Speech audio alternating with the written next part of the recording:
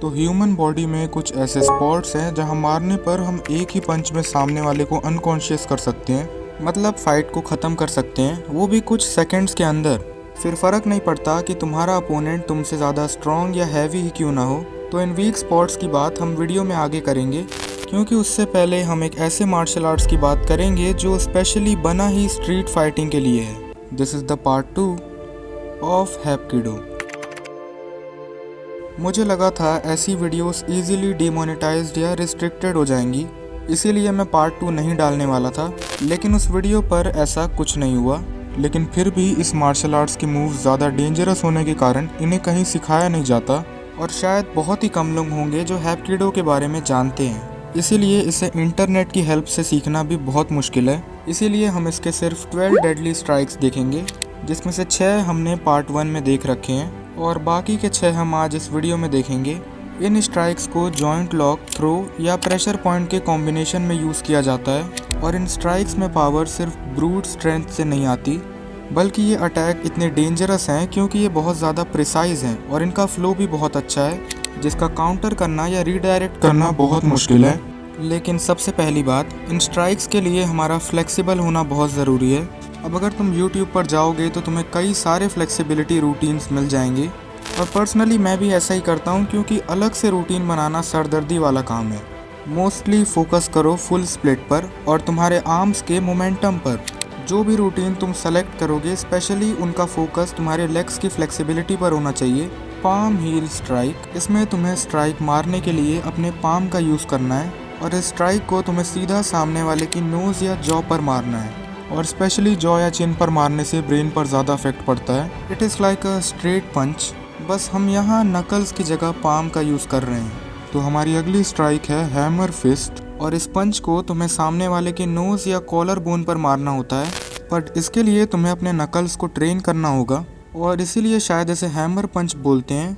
तुम्हें अपने नकल्स को ट्रेन करके उन्हें और भी ज़्यादा ड्यूरेबल बनाना है, और अगर तुम ऐसा करते हो तो ये स्ट्राइक्स किसी के भी बोन्स को ब्रेक कर सकती हैं, जो कि फिर एक वार्निंग है। मतलब इन स्ट्राइक्स का तभी यूज़ करना जब डू और डाई वाली सिचुएशन हो, क्योंकि नॉर्मल सिचुएशंस के लिए इनका यूज़ करना बेवकूफ़ी है। इन स्ट्राइक्स को स्पेशली बनाया ऐसा गया है कि अगर तुम इन्हें अपने से स्ट्रॉन्ग इंसान पर भी मारोगे, तब भी ये सामने वाले के बोन्स को ब्रेक कर सकता है या उन्हें डिसेबल भी कर सकता है। उसके अलावा अगर तुम इन टेक्निक्स को मास्टर कर लेते हो, उसके बाद तुम इन टेक्निक्स को पूरी स्पीड में यूज़ कर पाओगे। इसका मतलब इन टेक्निक्स का यूज़ करके तुम एक से ज़्यादा अपोनेंट्स को भी हैंडल कर सकते हो फाइट में। स्पेशली अगर अपोनेंट्स एक से ज़्यादा हैं तो तुम उन्हें बहुत जल्दी डिसेबल कर पाओगे, और यही इस वीडियो में बताई आने वाली स्ट्राइक्स की खासियत है, जो कि फोकस करती हैं फाइट को कुछ सेकंड्स में ख़त्म करने पर। फ्लाइंग नी, इस स्ट्राइक को मारने के लिए तुम्हें अपने पीछे वाले पैर से अपने आप को पुश करना है, मतलब आगे की तरफ थोड़ा जंप करना है, जिससे तुम अपनी नी स्ट्राइक को और फास्ट और एक्सप्लोसिव बना पाओ। और इस नी स्ट्राइक को तुम्हें मारना है सामने वाले के फेस या कॉलर बोन पर। बस सामने वाले के फेस को नीचे की तरफ झुकाओ और नी स्ट्राइक मारो। बस याद रखना कि तुम्हें कभी भी ये स्ट्राइक सामने वाले के हेड पर नहीं मारनी है, मतलब मैं इस कल की बात कर रहा हूँ, क्योंकि यहाँ मारने से तुम अपना ही पैर तोड़ लोगे। इसीलिए बिना प्रैक्टिस किए इसका यूज़ करना डेंजरस है। उसके अलावा अपने नी के बोन्स को ट्रेन करो ताकि वो इतने ड्यूरेबल हों कि स्ट्राइक मारने पर तुम्हें कुछ ना हो।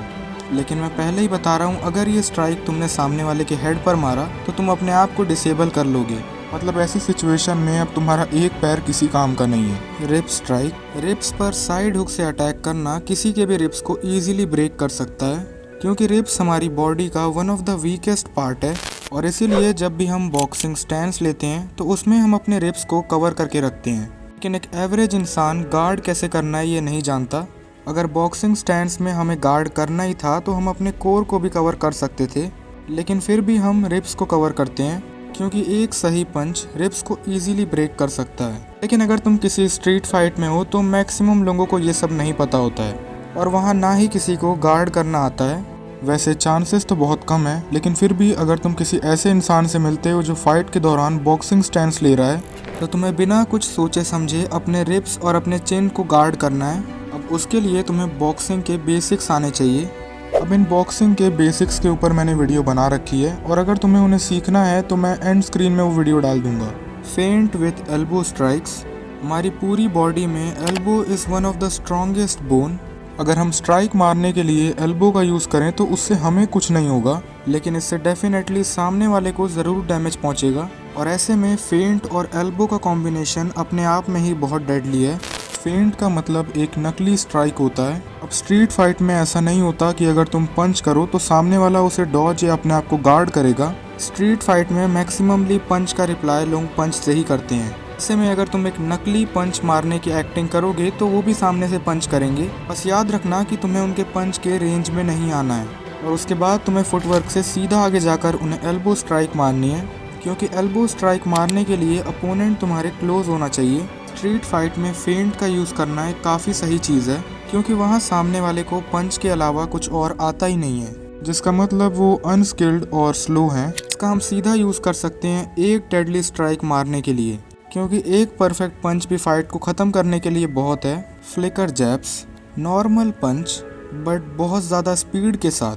फ्लिकर जैब मतलब स्ट्रेट पंच, लेकिन इसमें हम पावर से ज़्यादा स्पीड पर फोकस करते हैं, इसीलिए इन्हें एक अपोनेंट के खिलाफ यूज़ करना ज़्यादा बेहतर है, क्योंकि तुम इन क्विक पंचेस से किसी को भी ओवरवेल्म कर सकते हो।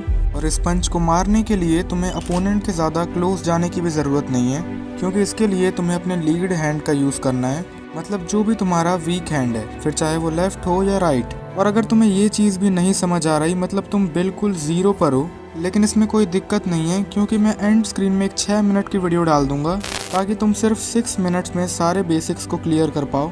तो अब फाइनली बात करते हैं कुछ वीक स्पॉट्स की, जिसमें से पहले हम कुछ कॉमन स्पॉट्स कवर कर लेते हैं जो मैंने वीडियो में ऑलरेडी बता रखे हैं, जैसे कि ribs, jaw, collar bone, nose, जो कि ऑलरेडी किसी फाइट को आसानी से ख़त्म कर सकते हैं, फिर भले तुम्हारा अपोनेंट तुमसे स्ट्रॉन्ग ही क्यों ना हो या वो एक से ज़्यादा ही क्यों ना हो। लेकिन अब बात करते हैं कुछ और स्पॉट्स की, जैसे कि solar flexes. Literally solar flexes पर मारने से जो पेन होता है वो अनबियरेबल है। अगला है नी जॉइंट, लेकिन यहाँ तुम्हें नी जॉइंट के स्लाइडली नीचे स्ट्राइक मारनी है, और उसके अलावा तुम्हें ये स्ट्राइक नीज के सामने से नहीं बल्कि साइड में मारनी है।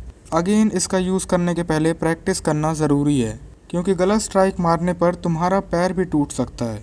इसके अलावा कुछ स्पॉट्स बच रहे हैं, लेकिन उन्हें वीडियो में बताना ठीक नहीं होगा, क्योंकि मैंने अभी तक जितना बताया है वो ऑलरेडी मोर देन इनफ है। इसके अलावा अगर तुम्हें बेसिक्स नहीं समझ आए थे तो तुम ये वीडियो देख सकते हो, मैं तुम्हें वहीं मिलूँगा। तो आज की वीडियो के लिए बस इतना ही। अब अगर तुमने सब्सक्राइब कर दिया है तो हम दोबारा मिलेंगे, वरना शायद ही हमारी आखिरी मुलाकात थी। Bye bye.